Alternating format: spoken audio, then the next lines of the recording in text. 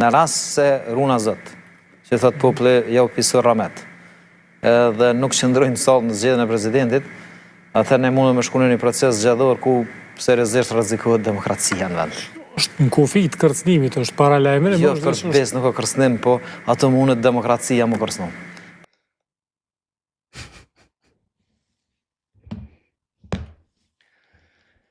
Nështë nuk është njeri më i mirë me citu. Mirë po Vladimir Putin e ka një tregim shumë interesant kur është konë kryetar i Shën Petersburgit, i qytetit dytë më të madhit në Rusi. Putin ka lënë librin e tij gjysmë autobiografik në vitin 2000 që e ka shkruar, ka lënë që është të kthy pe punës sot në shkallët e ndërtesës ku e ka pas ai banesën, e pava një pascov të madh, një mit madh. Ai thot fillova me njek minin. Derisa e nxona thot me një qoshë të shkallëve, prej ku s'mujke me u largu ma mini, nuk i lash tha asnjë rrugë qil. Edhe në menë teme, a i thët menova që e nxona.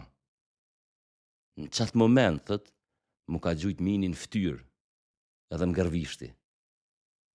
Qëre mundesh mos me pëlqy Putinin, ama tregimi ti është interesant si mësim psikologjik. Kafsha, njeriu, kur nuk ka rrugdalje, kur s'ka që ka me hup, vetë mbrohet, është instinkt, është impuls, është dinitet. Nuk mbrohesh që je i fort, po që s'ki rrugë tjetër. Penisi që shtu editorialin e fundit për këtë vit, me fatën Pecin, i cili thot inshallah opozitës nuk ja ka pisur ramet, ma ne zgërdhihet, ma ne fol për rrezikim demokracisë. Logjika është kjo. Nëse tash e tutje nuk votoni qysh dojmë na, ju qojmë në zgjedhje dhe ju shkatërrojmë.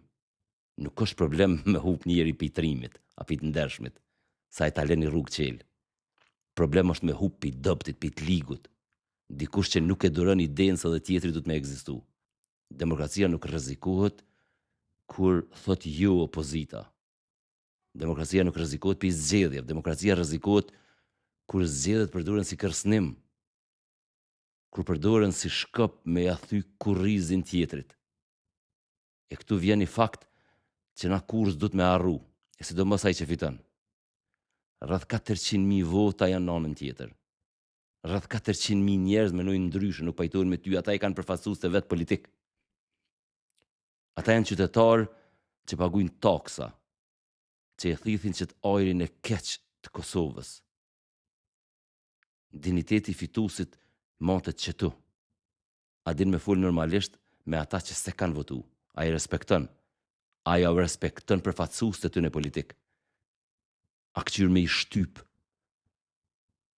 Fituesi pa dinitet është i rrezikshëm për demokracinë. A i fillon me ngatru mandatin me pronësinë, sillet si monark. E kjo është rruga ma shpejt me qu edhe një hap matutje helmimin e shoqënisë. Me da venin në të pastër e në të pist, në njerëz tonë dhe në armiq. Në një ven ku s'ka ma kundërshtar politik, po ka armiq moral. E kur e bën këtë, ti nuk e forcon shtetin, e dobëson shtetin.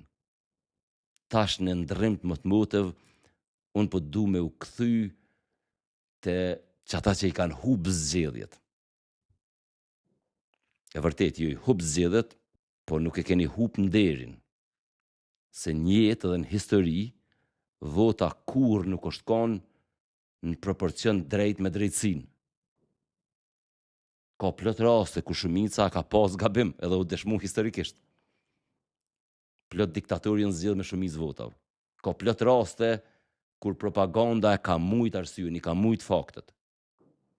Ka plot raste kur frika ka mujt guximin. Ka plot raste kur fituesi ka fitu me vot, ka deshtu në qeverisje. Kështu që mos e bëni gabimin me barazu fitoren me moralin e humbjen me turpin. Humbja në zgjedhje nuk do më thonë humbje e nderit. Humbja e nderit është kur e shkel tjetrin, kur e trajton pa respekt, kur e përbuz, kur e trajton si budall, kur e shtyp, e qet në qysh. Pa dinitet fituesit Demokracia nuk rëzohet me njëherë, fillon me u kalb kadale, me fyrje, me ultimatume, me kërcënime, me shantazh moral, me turma që ushqehen me idenë tjetër është kriminal. E unë sot nuk po du me kon as kërcënues se si kam rënet, ama as i friksum. Po du me kon thjesht i kthjellët. Në këtë vend ka shumë njerëz që menojnë ndryshe. Ka shumë njerëz që i hubet zgjedhjet. Prandaj urimi për vitin e ri është ky, për ata që kanë hub, mos u dëshproni. Ka hub një garë, nuk ka hub diniteti. Mos e hub një guximin me fol. Mos e hub një besimin se e drejta nuk matet veç me vot e me rezultat. Për ata që fitun, mos e ngushtoni kundërshtarin për muri. Lejani një urë me u tërheq, me rujt ftyrën, me rujt paqen shoqërore. Se kur e shtyn tjetrin qysh, mos u çudit kur bëhet i egër, kur reagimi është jo proporcional. E për krejt ne, le të jetë viti 2026 një vit ku politika bëhet e përgjithshme, ku drejtësia s'përdoret si shkop po si institucion, ku fituesi e kupton se shteti nuk është pronë e tij, është shtëpi e përbashkët e jona. Gëzuar vitin e ri.